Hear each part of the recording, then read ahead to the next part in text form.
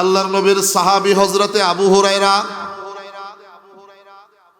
রাদিয়াল্লাহু তাআলা আনহু থেকে হাদিসখানা রিওয়ায়াত করেছেন। আল্লাহর নবীর সাহাবী হযরতে আবু হুরায়রা জিজ্ঞাসা করলেন, ইয়া রাসূলুল্লাহ, ইয়া হাবিবাল্লাহ, দুনিয়া থেকে আপনি চলে যাবেন, এই কোরআন কিয়ামত পর্যন্ত থাকবে কি থাকবে না?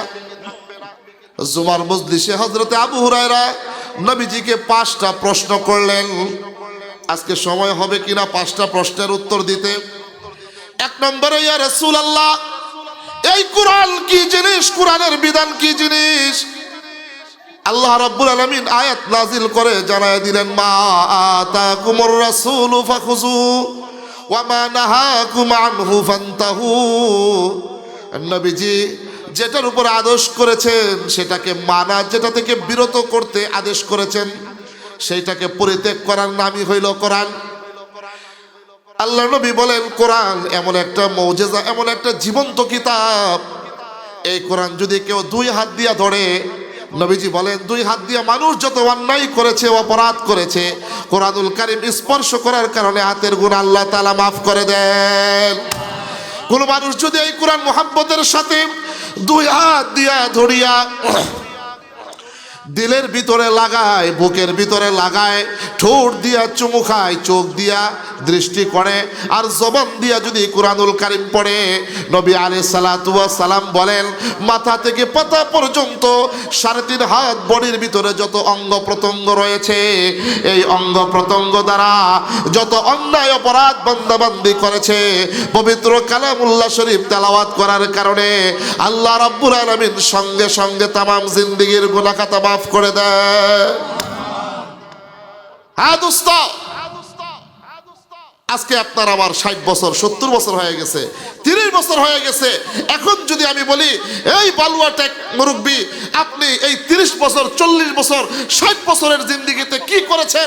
বুকের ভিতরে থাপ্পড় মেরে বলবেন, হুজুর কি বলেন?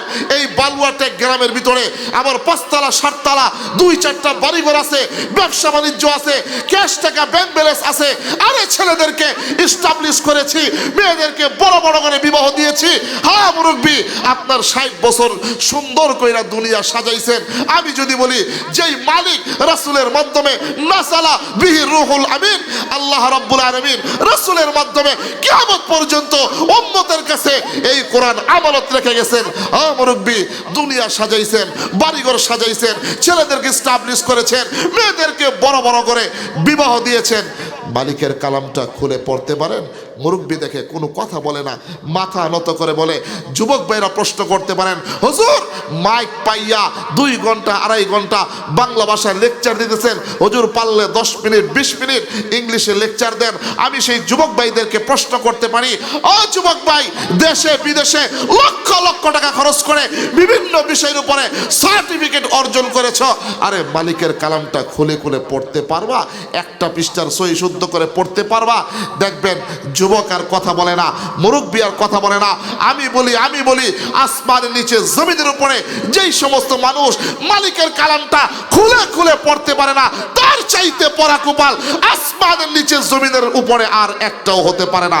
জবান খুলে বলেন ঠিক কিনা? কার জন্য এত কিছু করলেন? কার জন্য? ভাই সাউন্ড পাইতেছে, কষ্ট হইতেছে, প্রতিদিন আলোচনা করি, এইভাবে সাউন্ড করে গলা নষ্ট হয়ে যায়। সাউন্ড একটু বাড়িয়ে দেন। হ্যাঁ দোস্ত, এই যে সন্তানদেরকে এত কষ্ট করে মানুষের মতো মানুষ করতেছেন, অথচ আল্লাহর হাবিব বলছে, দোস্ত আপনি যদি দুনিয়া থেকে বিদায় হয়ে যান, আপনার কবরের সামনে দাঁড়ায়া আপনার সন্তান যদি 1 বার সূরা ফাতিহা আর 3 বার সূরা ইখলাস তেলাওয়াত করতে পারে, রাসূল বুখারীর বর্ণনায় সাত করেন, আপনার সন্তান আপনার কবরের সামনে দাঁড়ায় যদি 1 বার সূরা ফাতিহা আর 3 বার সূরা ইখলাস তেলাওয়াত করে, সঙ্গে সঙ্গে 40 দিনের কবর আযাব আল্লাহ তাআলা মাফ করে দেন। চিৎকার মেরে বলেন সুবহানাল্লাহ। আপনি মরে গেছেন, আপনার সন্তান টাই কোট পাঞ্জাবি টাঞ্জাবি পরে এসে বসে রয়েছে, অথচ বালিয়াটেক দারুল উলুম এই মাদ্রাসার নাবালক ছোট্ট একটা বাচ্চাকে দাঁড় করায় দেন, হাজার হাজার লক্ষ লক্ষ মানুষের সামনে তার বাবার জানাজা কেমনে পড়াতে হয়। আরে মাসনুন দোয়াগুলি কেমনে খেতে হয়, কেমনে ইস্তেঞ্জা করতে হয়, কেমনে ঘুমাতে হয়, সব কিছু এ টু জেড এই সমস্ত মাদ্রাসার মধ্যে ছোট্ট ছোট্ট বাচ্চাদেরকে পড়াতে হয়। আপনার ডাক্তার, ইঞ্জিনিয়ার, ব্যারিস্টার সন্তানকে আপনি যদি আপনার জানাজায় দাঁড় করায় দেন, আরে আপনাকে কবরস্থ করার পরে যদি সামনে দাঁড় করায় দেন, আরবি পড়বে তো দূরের কথা, ঠোঁট দিয়ে কোনো কথাই বের হবে না। কথা বলেন ঠিক কিনা? আমরা বলি সারা বাংলাদেশে ঘুরে ঘুরে বলি, আপনি আপনার সন্তানকে doctor, engineer, barrister, RAB, army, police যা মনে চায় তা বানান। অদোস্ত আমি শুধু এই কথাটাই বলি, ছোট্টবেলায় যখন আপনার আমার সন্তান মা বাবা কথা বলা শিখবে, কথা বলা ফুটবে, তখন এই বালুয়ারটেক দারুল উলুম মাদ্রাসায় পাঠায় দেন। ছোট্ট সন্তান কুরআনুল কারীম সুন্দর করে পড়ার পরে এই সন্তানকে ছোট্টবেলায় গলার মালা, কোরআনের মালা যখন গলার মধ্যে ঝুলাইয়া দিবেন, এই সন্তান এই মাদ্রাসা থেকে হাই স্কুলে যাবে, প্রাইমারিতে যাবে, কলেজে যাবে, ভার্সিটিতে যাবে, ডাক্তার, ইঞ্জিনিয়ার, ব্যারিস্টার হবে। খোদার কসম করে বলি, ছোট্টবেলায় বালুয়াটেক দারুল উলুম মাদ্রাসায় কোরআনের মালা গলায় পড়ার কারণে এই সন্তান বড় হয়ে ডাক্তার, ইঞ্জিনিয়ার, ব্যারিস্টার যা মনে চায় তা হবে। খোদার কসম করে বলি, সেটা জানোয়ার হবে না, আনোয়ারে রূপান্তরিত হবে। কথা কোন ঠিক কিনা? আর আপনার আমার সন্তানকে ছোট্টবেলায় যদি কোরআনের শিক্ষা না দিয়া ডাক্তার, ইঞ্জিনিয়ার, ব্যারিস্টার বানান, শুধু বাংলার জমিনে নয়, এই পৃথিবীর মানচিত্রে, পুরা পৃথিবীর মানচিত্রে জরিপ করে দেখেন, যার সিনায় কোরআন আছে, যে কোরআনের হাফেজ, যে আলেম, খোদার কসম করে বলি, এই পৃথিবীর মানচিত্রে একজন কোরআনের হাফেজ, একজন আলেম পাবেন না বৃদ্ধ বয়সে মা বাবাকে সরকারি বেসরকারি বাজেটে বৃদ্ধাশ্রমে ঘাড় ধাক্কা দিয়ে বের করে দেয়। অথচ একটা, দুইটা, 100, 200 নয়, হাজার হাজার রেফারেন্স দিতে পারবো। শিক্ষিত সমাজের মা বাবা, ডাক্তার, ইঞ্জিনিয়ার, ব্যারিস্টারের মা বাবা, শিল্পপতি, কোটিপতির মা বাবা বৃদ্ধ বয়সে কষ্টে কষ্টে সরকারি বাজেটে বৃদ্ধাশ্রমে দুঃখে দুঃখে মরতে দেখা যায়। কথা বলেন ঠিক? এই জন্যে আপনাদের কাছে উদারত আহ্বান করব, আপনাদের সন্তান যারা আছে এদেরকে অত্যন্ত মালিকের কালামটা শিক্ষা দিবেন। এতটুক দেন, ওই যে ছোট্টবেলায় মালিকের কালাম শিক্ষা দেওয়ার কারণে ওই কোরআনের যে রোহানিয়ত আছে, কোরআনের যে নববিয়ত আছে, কোরআনের যে খোরাক আছে, এইটা অন্তরের ভিতরে থাকার কারণে এই সন্তান বড় হয়ে ডাক্তার, ইঞ্জিনিয়ার, ব্যারিস্টার হবে। আর যাই করো, কখনোই মা বাবার সাথে বেয়াদবি করবে না। এই জন্যে আল্লাহ রাব্বুল আলামিন বলেন, এই কালামুল্লাহ শরীফ যদি কেউ দুনিয়ার জীবনে বাস্তবায়ন করে, ওই মানুষটা যখন দুনিয়া থেকে বিদায় হয়ে যাবে, আল্লাহ রাব্বুল আলামিন জান্নাত থেকে ফেরেশতা পাঠাইয়া তার ডান চোখের সামনে নবীজির চেহারা মোবারক তুলে ধরবে, বাম চোখের সামনে পবিত্র কালামুল্লাহ শরীফ তুলে ধরবে, মুস্কি মুস্কি হাসবে, আর সাকরাত শুরু হয়ে যাবে, মৃত্যুর যন্ত্রণা শুরু হয়ে যাবে। ওই বান্দা দুই চোখের সামনে দুইটা চেহারা, দুইটা ছবি দেখবে। এমনিতেই মালাকুল মাউত আজরাইল জান কবজ করে নিয়ে যাবে, বিন্দু মাত্র সে টের পাবে না। নবী আলাইহিস সালাতু ওয়াস সালাম বলে, আর যার জীবনে এই কোরআন থাকবে না, যে কোরআনের অনুসরণ করবে না, যে কোরআন মানবে না, হাসরের ময়দানে আল কোরআন হুজ্জাতুল লাকা আও আলাইকা, কোরআন আপনার আমার বিপক্ষে, আপনার আমার পক্ষে সুপারিশ করবে। এই জন্যে মালাকুল মাউত আজরাইল যখন চলে আসবে, তখন যদি সন্তান সামনে বৈশা একবার সূরা ইয়াসিন তেলাওয়াত করতে পারে, আল্লাহর হাবিব ডাক দিয়া বলে, সন্তানের সূরা ইয়াসিন তেলাওয়াত করার কারণে আল্লাহ রাব্বুল আলামিন মৃত্যুর যন্ত্রণাকে ক্ষমা করে দিয়ে ঈমান নিয়ে দুনিয়া থেকে বিদায় হওয়ার তৌফিক দান করে দিবে। আশরাফ আলী থানভী রহমাতুল্লাহ একটা দৃষ্টান্ত দিচ্ছে।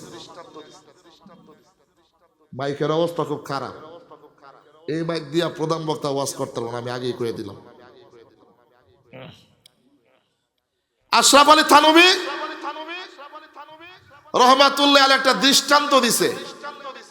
ওই দৃষ্টান্ত হইল, মনে করেন বালুয়াটেকের শিল্পপতি, যে দিলের কান দিয়ে শুনেন, জিন্দিগি ভর তো আসমানের উপরে জমিনের নিচের ওয়াজ শুনেন, মাঝখানের ওয়াজ শুনেন না, দেখেই আমাদের পরিবর্তন ঘটে না। তো বালুয়াটেক মাদ্রাসার পাশেই শিল্পপতি, বড় ছেলেরে ডাক্তার বানাইছে, মাশাআল্লাহ। ডাক্তার বানাইতে গিয়ায় বালুয়াটেক শিল্পপতি সাহেবের ক্যাশ যে টাকা আছে 70-80 লাখ টাকা খরচ করে ডাক্তার বানাইছে, সেই ল্যাবেট হাসপাতালে বক্ষবিধি ডাক্তার 2000 টাকা ভিজিটের রোগী দেখে। সন্তান ছেলে মিলিয়ে ধানমন্ডি 27 নম্বর থাকে, বালুয়াটেক গ্রামের মধ্যে আর আসে না। 2 নম্বর ছেলেরে ব্যারিস্টার বানাইছে। ব্যারিস্টার বানাইতে গিয়া বালুয়াটেকের শিল্পপতি সাহেবের খ্যাত খামার জমি টুমি যা আছে, এই খ্যাত খামার জমি টুমি বিক্রি কইরা 2 নম্বর সন্তানরে ব্যারিস্টার বানাইছে। বনানী থাকে, ছেলে মেয়ে নিয়ে আনন্দ উল্লাস করে, বালুয়াটেক গ্রামের মধ্যে আসে না। শিল্পপতি মা বাবার কোনো খোঁজ খবর রাখে না। আল্লাহ তাআলার কি মর্জি, 3 নম্বর আর একটা সন্তান দান করছে আল্লাহ তাআলা, ওইটারে বানাইছে ইঞ্জিনিয়ার। এখন বড় সন্তানরে ডাক্তার বানাইতে গিয়া ক্যাশ টাকা খরচ করছে, 2 নম্বর সন্তানরে ব্যারিস্টার বানাইতে গিয়া খ্যাত কমে বিক্রি করছে, 3 নম্বর সন্তানরে ইঞ্জিনিয়ার বানাইতে গিয়া শিল্পপতির 5 তলা বাড়ি বিক্রি কইরা কুড়ে ঘর আছে, ওইটার মধ্যে কোনো মতে স্ত্রীর নিয়ে বসবাস করে। বাড়িটা বেচা 3 নম্বর সন্তানরে বানাইছে ইঞ্জিনিয়ার। ওইটাও মনে করেন আমার পুরান ঢাকা চকবাজারে থাকে, নদী পার হয়ে এই পারে দেখার মতো, বাপ মারে দেখার মতো সময় হয় না। বড় ছেলে ডাক্তার হাসপাতালে বসে ধানমন্ডি থাকে, আরেক ছেলে ব্যারিস্টার ওকালতি করে, উনি থাকে বনানীতে। 3 নম্বর সন্তান হলো ইঞ্জিনিয়ার, উনি মনে করেন থাকে পুরান ঢাকায়। আর এইখানে শিল্পপতি সাহেব বাড়িঘর ধন সম্পদ টাকা পয়সা সব বিক্রি কইরা এখন 3 সন্তানের ডাকাত বানাইছে। ডাক্তার ইঞ্জিনিয়ার ব্যারিস্টার 3 জনে 3 জায়গায় থাকে, বাপ মার খোঁজ খবর নাই না। বাপ মা বৃদ্ধ হয়ে গেছে, বালুয়াটেক মসজিদে নামাজ পড়ে আর কোনো মতে জীবন যাপন করে। আল্লাহ 60 বছর বয়সে ওই বালুয়াটেক বৃদ্ধ শিল্পপতির আরেকটা ছেলে সন্তান দান করছে। চিৎকার মেরে বলেন আলহামদুলিল্লাহ। কে বুড়া বয়সে যদি আল্লাহ সন্তান দান করে আপনারা কি নারাজ? তা আলহামদুলিল্লাহ যে কন্যা, আর জোরে কন্যা আলহামদুলিল্লাহ।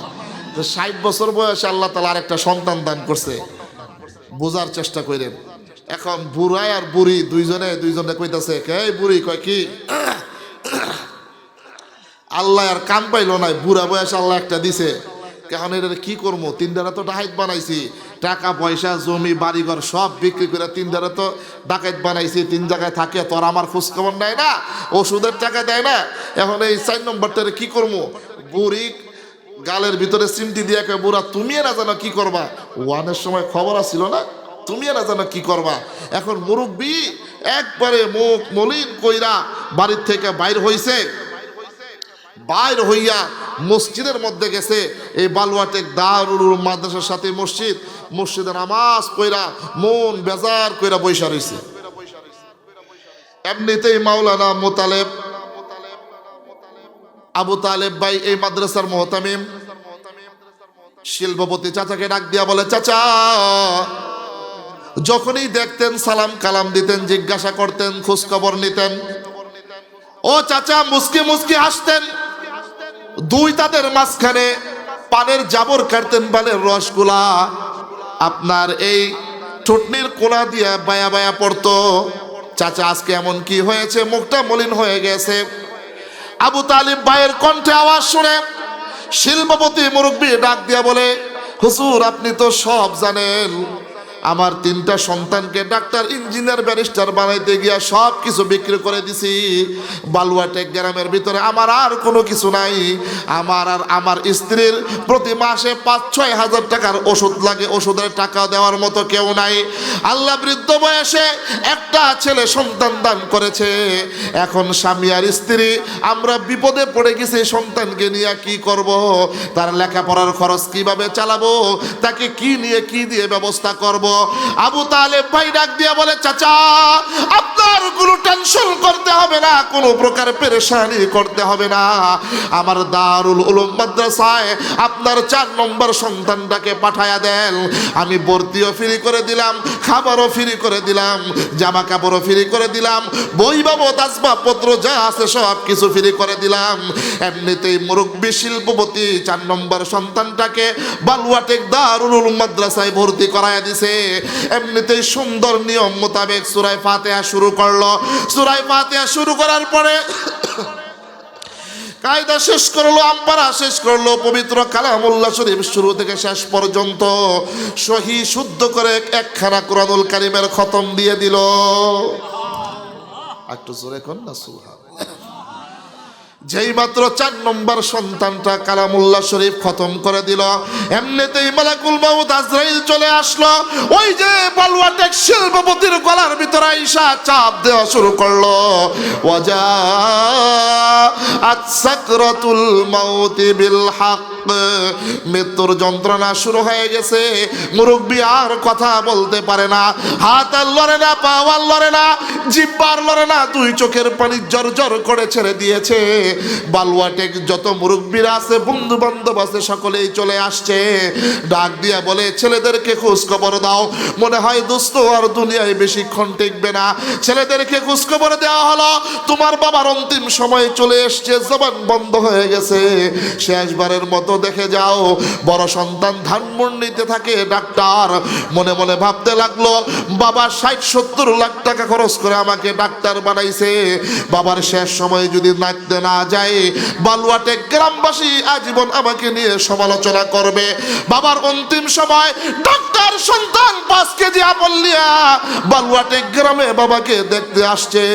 2 নম্বর সন্তান, সেও মনে মনে ভাবতে লাগলো, এত কষ্ট করে লক্ষ লক্ষ টাকা খরচ করে আমাকে ইঞ্জিনিয়ার বানাইছে, বাবার শেষ মুহূর্তে যদি বাবাকে দেখতে না চাই, এলাকার মানুষ আমাকে নিয়ে সমালোচনা করবে।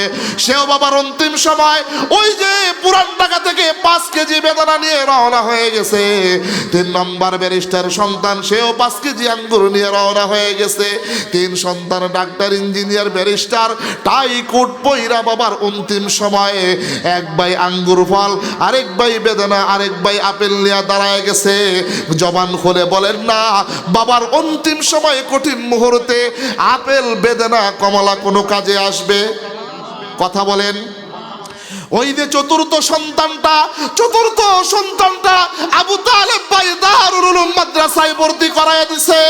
ওই সন্তানের কাছে যেই মাত্র খবর গেছে, মোহতামিম আবু তালেব ভাইয়ের কাছে গিয়া বলে, হুজুর, ওই বালুয়াটেক গ্রাম থেকে আমার কাছে খবর আসছে, আমার বাবার জবান বন্ধ হয়ে গেছে, বাবার কথা বলে না, বাবাকে শেষবারের মতো দেখতে যাইব, ও হুজুর একটু ছুটি দিবেন নি গো। মোহতামিম সাহেব হুজুরের কাছ থেকে 5 বছর 6 বছরের দারুল মাদ্রাসার ছাত্রটা ছুটি নিয়া পবিত্র কালামুল্লাহ শরীফটা গিলাপের ভিতরে ঢোকাইয়া গলার ভিতরে ঝুলাইয়া মাদ্রাসা থেকে বালুয়াটেক গ্রামের কর্নারে দৌড় দিল। এমনিতে বাড়ির কাছাকাছি যাওয়ার আগে একজন মুরব্বী 5 বছরের ছাত্রটাকে খাপ করে ডাক দিয়ে বলে, ওরে বাতিজা, তোর বড় ভাইকে দেখলাম আপেল নিয়ে যাইতে, আরেক ভাইকে দেখলাম আঙ্গুর ফল নিয়ে যাইতে, আরেক ভাইকে দেখলাম বেদানা নিয়ে যাইতে, বাবার অন্তিম সময় তুমি কি নিয়ে রওনা হইছো? এমনিতে দারুল উলুম মাদ্রাসার 5 বছরের ছাত্র ডাক দিয়া বলে, চাচা, নবী আলাইহিস সালাতু ওয়াস সালাম হাদিসের মধ্যে ইরশাদ করেন, মা বাবার যখন সাকরাত শুরু হয়ে যায়, মৃত্যুর যন্ত্রণা যখন শুরু হয়ে যায়, বাবার যখন কঠিন সময় চলে আসে, মা বাবার যখন কঠিন সময় চলে আসে, ঠিক সেই মুহূর্তে যদি সন্তান ডান পাশে বইসা একবার সূরা ইয়াসিন তেলাওয়াত করতে পারে, আল্লাহ রাব্বুল আলামিন জানায়া দেন, সন্তানের সূরা ইয়াসিন তেলাওয়াত করার বদৌলতে আল্লাহ রাব্বুল আলামিন মা বাবার মৃত্যুর যন্ত্রণাকে ক্ষমা করে দিয়ে ঈমান নিয়ে দুনিয়া থেকে বিদায় হওয়ার তৌফিক দান করে দেন। একটু জোরে বলেন না সুবহানাল্লাহ।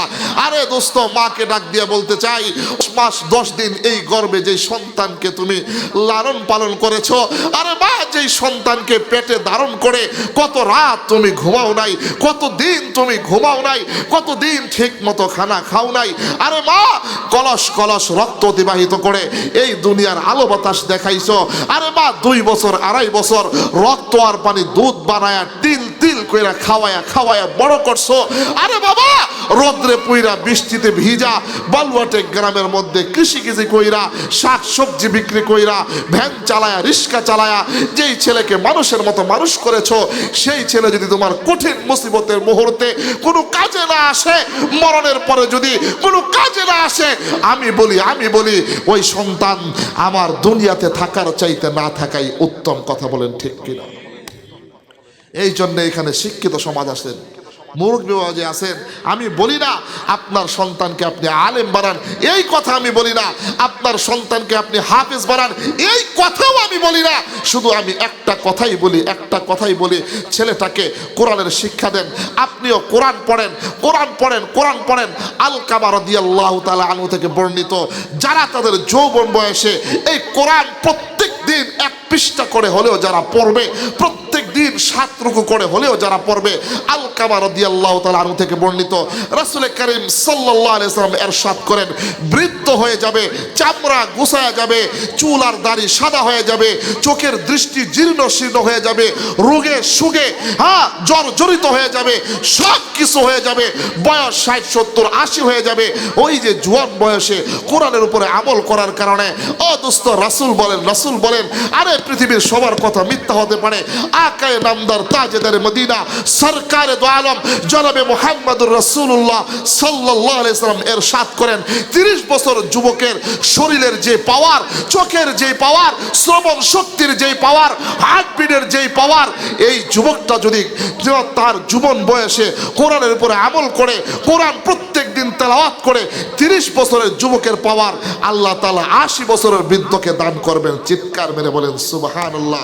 এই জন্য দোস্ত, এইখানে মুরব্বীরা যারা আছেন, শিক্ষিত সমাজ যারা আছেন, যুবক ভাইরা যারা আছেন, আজকে এখান থেকে কি ওয়াদা করতে পারি না, হুজুর পিছনে যা গেছে তওবা করতেছি, যদি প্রয়োজন হয় আগামীকাল বালুয়াটেক দারুল মাদ্রাসায় যে একটা ছাত্র ভাড়া করে টাকা দিয়ে যদি প্রয়োজন হয়, আমি ছাত্র রেখে নিজে কোরআন শিখব, ঘরের ভিতরে কোরআনের আমল চালু করব।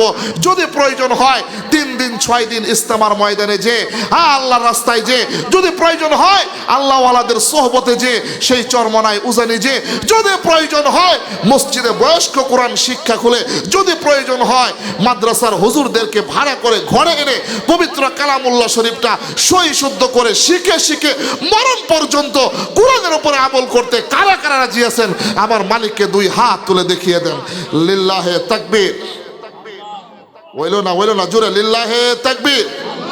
একটু জোরে কোন লিল্লাহে তাকবীর। আল্লাহ তাআলা আমাদের সকলকে এই কোরআনের উপরে আমল করে মালিককে সন্তুষ্ট করে দুনিয়া থেকে বিদায় হওয়ার তৌফিক দান করেন। চিৎকার মেরে বলেন আমিন। ও দোস্ত, কোরআন আসার পর থেকে নিয়ে এখন পর্যন্ত আরে একটা সূরা তো দূরের কথা, আরে একটা পৃষ্ঠার তো দূরের কথা, আরে একটা আয়াত তো দূরের কথা, আরে একটা হরফ তো দূরের কথা, আরে একটা জের জবর পেশ তো দূরের কথা, আরে একটা জজম তো দূরের কথা, একটা নক্তার পরিবর্তন কেউ করতে পারে নাই, কিয়ামত পর্যন্ত পারবে না। এর দৃষ্টান্ত আল্লাহ তাআলা নিজেই বলেছেন, ইন্না নাহনু নাযালনা যিকরা ওয়া ইন্না লাহু লাহাফিজুন। এই কোরআন আমি নাজিল করেছি, কিয়ামত পর্যন্ত কোরআনের সংরক্ষণের দায়িত্ব স্বয়ং আমি আল্লাহ তাআলা নিজে নিয়ে নিলাম। চিৎকার মেরে বলেন সুবহানাল্লাহ। আশরাফ আলী থানভী রহমাতুল্লাহ আলাইহি আরেকটা দৃষ্টান্ত দিছে, আপনারা শুনবেন নি? আপনাদের কি শীত লাগে না গরম লাগে? হ্যাঁ, আমি তো গরমে পুরো ভাবতেছি, কারণ মাইকের অবস্থা কঠিন খারাপ, মারাত্মক খারাপ, যার দরুন আমার খুব কষ্ট হইতেছে।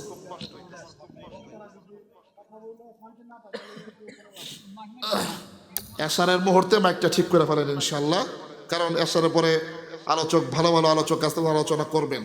আশরাফ আলী থানভী রহমাতুল্লাহ আলাইহি উনি আরেকটা উদাহরণ দেন। উদাহরণটা হইল, এক লোকের বালুয়াটেক, এক লোকের 4 সন্তান। তো বালুয়াটেক ওই লোকের 4 সন্তান বাজারে ধান বিক্রি করে। এখন ধানের সময় ধান বিক্রি করে, ধান ছিলেন নি আপনারা, ঢাকা শহরের মানুষ। তো বড় সন্তানের বয়স হইল 25 বছর, 2 নম্বর সন্তানের বয়স হলো 20 বছর, 3 নম্বর সন্তানের বয়স হলো 15 বছর, আর 4 নম্বর সন্তানের বয়স হলো 7 বছর। এখন বড় সন্তানকে ডাক দিয়া কয়, বড় পোলা, তোরে আদর বেশি করছি, মহাব্বত বেশি করছি, তোরে খাওয়াইছেও বেশি। কথা কন না ঠিক কিনা? বড় সন্তানই তো খাওয়ান আদর মহাব্বত বেশি পায়, তাই না? হ্যাঁ, তাই এই 1 মণ ধান আছে, এটা বালুয়াটেক বাজারে নিয়ে বিক্রি করবো, তুই নিয়ে যাই তারবি? বড় বলা কয়, আব্বা আপনার কি মাথা খারাপ? 1 মণ চাউল ধানের বস্তা বালুয়াটেক বাজারে পারতাম না। বাবার মনটা গেছে খারাপ হইয়া 2 নম্বর সন্তানকে ডাক দিয়া কয়, এই কলিজার টুকরা 2 নম্বর সন্তান, এই বালুয়াটেক বাজারে 1 মণ ধানের বস্তা নিয়ে যাই তারবি? বাবা অসম্ভব, বড় ভাই যেটা পারে নাই সেটা আমি কেমনে পারবো? আমিও পারতাম না। বাবার মুখটা আরো মলিন হয়ে গেছে। 3 নম্বর সন্তানকে ডাক দিয়া কয়, এ আমার কলিজার টুকরা 3 নম্বর সন্তান, তুমি পারবা বাবা বালুয়া টেক বাজারে আমার 1 মণ ধানটা নিয়ে যাইতে? 3 নম্বর সন্তান ডাক দিয়া কয়, বাবা আমি তো পারতামই না, যেখানে বড় ভাই পারে না, যেখানে মেজু ভাই পারে না, আমি কেমনে পারবো? এমনিতে বাবার মনও খারাপ হয়ে গেছে, দিলও খারাপ হয়ে গেছে। হায় হায়, আমার এত বড় বড় 4টা সন্তান থাকতে এই 1 মণ ধান আমি বালুয়াটেক বাজারে নিয়ে যাইতাম না, আমার কামলা লাগবো। এমনিতে 4 নম্বর সন্তান 7 বছর বয়স, হ্যাঁ হ্যাঁ ডাক দিছে, এক বাবা কয় কি, তুমি কি আমার এই 1 মণ ধানের বস্তাটা বালুয়াটেক বাজারে নিয়ে যাই তারবা? আপনারা কি মনে করেন 25 বছর 20 বছর 15 বছরের পোলারা পারে নাই, 7 বছরের পোলারা পারবো? কথা কোন আপনারা পারবো?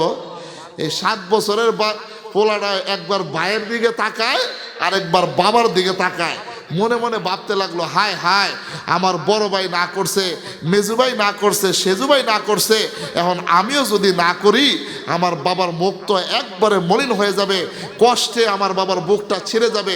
7 নম্বরের বাচ্চাটা ডাক দিয়া বলে, আব্বা আমি পারি আর না পারি আপনি আমার মাথায় বোঝাটা উঠাইয়া দেন, শত কষ্ট হলেও আমি বালুয়াটেক বাজারের ভিতরে আপনার এই বোঝাটা বহন করে নিয়ে যাব। চিৎকার মেরে বলেন, একটু জোরে বলেন না সুবহানাল্লাহ।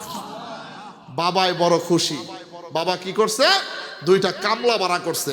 2টা কামলা ভাড়া কইরা কয়, এই কামলা, কয় কি, এই 2 বস্তা তোরা 2খানে রাখবি, 2 জনে আলগায় ধরবি, মাঝখানে আমার 7 বছরের সন্তানটাকে মাঝখানে দিয়ে দিব, তোরা 2 জন কামলা টাকার বিনিময়ে কামলাগিরি করবি, মাঝখানে আমার ছোট্ট বাচ্চাটা সে হাসতে হাসতে খেলতে খেলতে বাজারে যাবে। ঢাকা মাহফিল, সুস্থ সমাজ গড়ার বিপ্লবী চেতনায়।